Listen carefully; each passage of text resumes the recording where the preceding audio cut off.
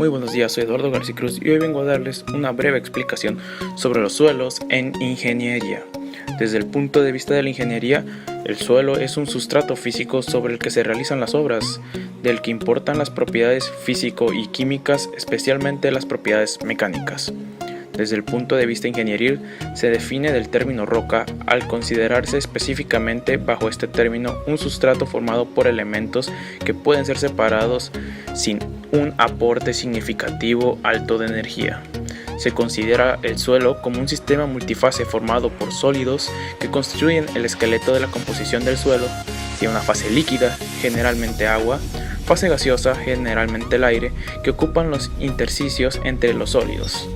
Pueden distinguirse tres tipos de parámetros que permiten definir el comportamiento del suelo ante la obra que lo indice: los parámetros de identificación, los parámetros de estado, los parámetros estrictamente geomecánicos. Entre los parámetros de identificación son los más significativos: la granulometría, distribución de los tamaños de grano que constituyen el agregado, y la plasticidad, la variación de que consiste el agregado en función de contenido de agua. El tamaño de las partículas va desde tamaños granulares conocidos como gravas y arenas hasta los más finos como la arcilla y el limo. Las variaciones en la consistencia del suelo en función del contenido en agua diferencian también las mencionadas clases granulométricas principales. Los parámetros del estado fundamentales son la humedad, contenido en agua del agregado, y la densidad, referencia al grado de compatibilidad que muestran las partículas constituyentes.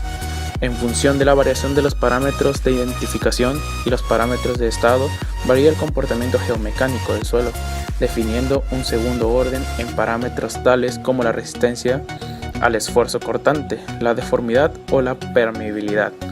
La composición química y geomineralógica de la fase sólida también influye en el comportamiento del suelo, si bien dicha influencia se manifiesta esencialmente en los suelos de grano muy fino, arcillas.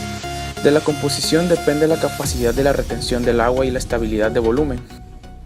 Bueno, una vez tuve la oportunidad de entrevistar a un ingeniero civil orgullosamente egresado de nuestro Instituto Tecnológico de Villahermosa. Él estaba a cargo de la obra llamada Jaguar. Jaguar es un grupo habitacional conformado por varios edificios y diferentes viviendas. Él me contaba de un material específico, el cemento monolítico, que es un material muy moderno usado ahora en las construcciones. ¿Por qué es el más usado? Por su precio y por la versatilidad que tiene. Es igual de duro que el concreto, pero más barato y más ligero. Esto facilita la construcción. Igual, me sorprendió mucho el proceso de construcción de un edificio tan grande. Por ejemplo, los cimientos no son igual al que cualquier casa. Estos cimientos eran muy diferentes, igual que ahora ya no es como antes. Las construcciones se han modernizado demasiado, al punto de que ya ni siquiera se tiene que utilizar madera.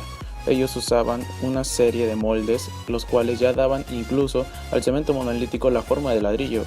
Haciendo estos moldes se les facilitaba la construcción de los cimientos, lo cual hacía la facilidad más rápida de la construcción. Como podrán ver en las imágenes, pude captar cómo se iba desarrollando la construcción.